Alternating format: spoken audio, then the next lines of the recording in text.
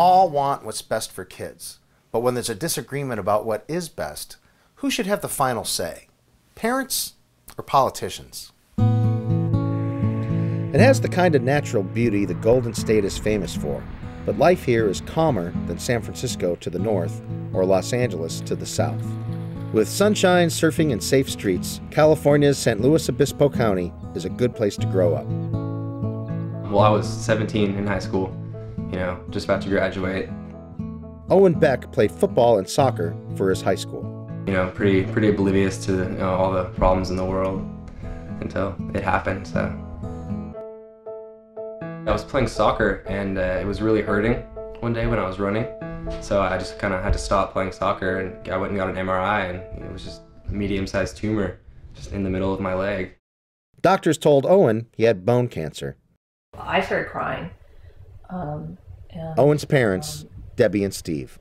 And then they said to Owen, the doctor said to Owen, this is going to change your life. Actually, at the time, I was just concerned with, me getting through the next day.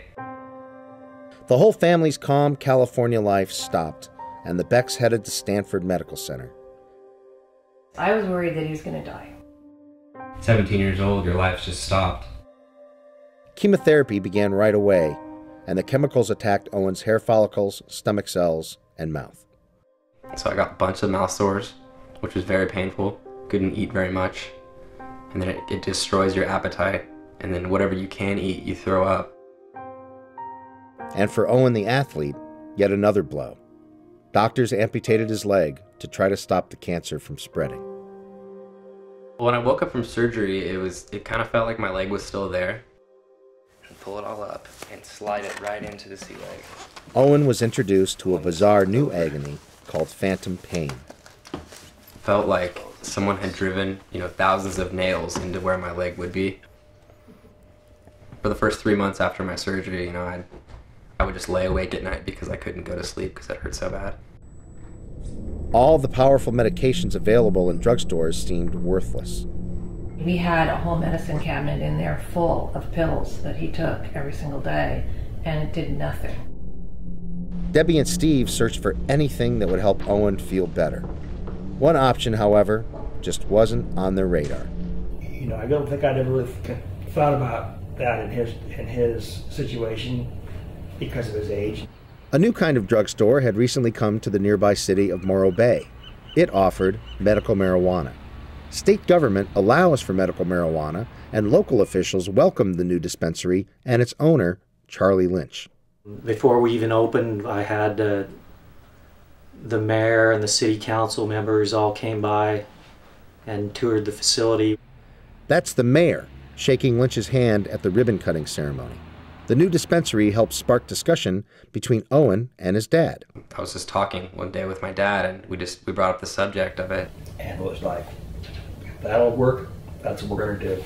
The Becks knew that many people think it's inappropriate to give medical marijuana to a minor. In fact, again and again, the local sheriff has made it clear that he doesn't want medical marijuana dispensaries in his county. It is not in the best interest of a community that prides itself in providing a healthy family environment. But the Becks weren't concerned with what other people thought. They were focused on helping their son. You're going to do what you need to do to help your child. So the Becks got a written doctor recommendation and headed to Lynch's dispensary. Since Owen was 17, one of his parents would have to purchase the medical marijuana for him. He came in with his father. He was looking really thin and sickly, and that's definitely a sad situation for for such a nice guy. Several times we would go in and Charlie would say, "You don't pay. We'll take care of it," because he was just kind of a compassionate kind of a guy. The medical marijuana improved Owen's appetite. It eased his pain and nausea like nothing else had. It was the traditional meds that made him feel stoned. They would give me hardcore painkillers, they would just make me dull out basically and fall asleep. But with the marijuana, I could do what I needed to do during the day and just not be in pain. I could be comfortable. Owen's experience is more than one person's anecdote. The medical benefits of marijuana, also known as cannabis, are well documented. Cannabis is amazingly useful. As a matter of fact, it's probably too useful for its own good. Dr. David Behrman has spent about 40 years treating patients and studying cannabis. When you see the list of things that cannabis can help, people say, "You're pulling my leg." So many prominent organizations look favorably upon medical marijuana. We know that cannabis has medicinal value, not only from the 5,000 years of experience, but from hundreds of studies that have been done at world-class institutions around the world. When Owen finally found something that was calming, it calmed the whole family down. But not all was calm in San Luis Obispo County. This is Action News at 11. A raid by armed federal agents. Local medical marijuana users will have to go elsewhere for the time being after federal agents and sheriff's deputies shut off their supply.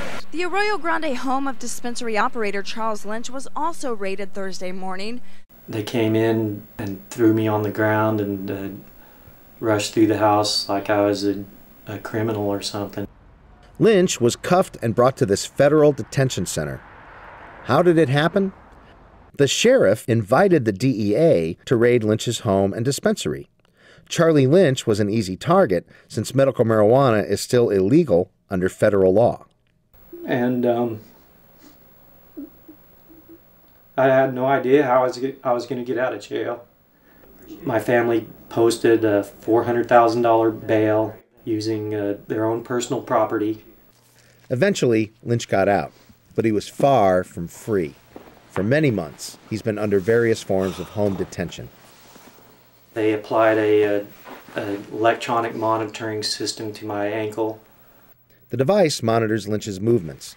If he leaves his house sometime other than during designated hours, federal agents will know. Each day, he spends 2 hours charging the ankle monitor. Since the charging cord is so short, he rigged up this extension cord to give himself access to a little more of his home. Without the extra slack, Charlie Lynch wouldn't even be able to use the restroom.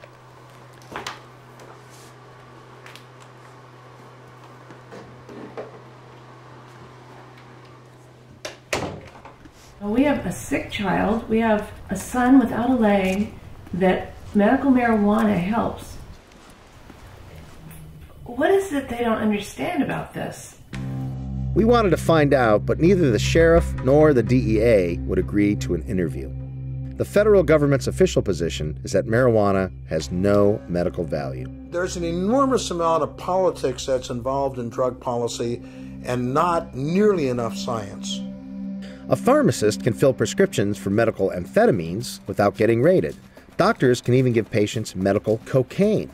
But medical marijuana, well, that's so dangerous, the DEA busts dispensaries with armed agents. The federal government is a disgrace to science on this issue.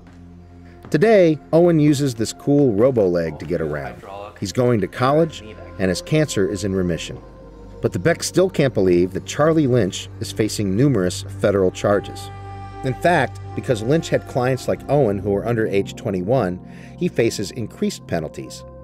In California, the average sentence for first-degree murder is 20 years, but if convicted on all counts, Charlie Lynch could face a sentence of 100 years in prison. It's hard to imagine, you know, that they would want to do that to me. He's not a man that you would consider, you know, someone who needs to spend the rest of their life behind bars. He was just trying to help people. He had a prescription from a doctor at Stanford, and they took his stuff.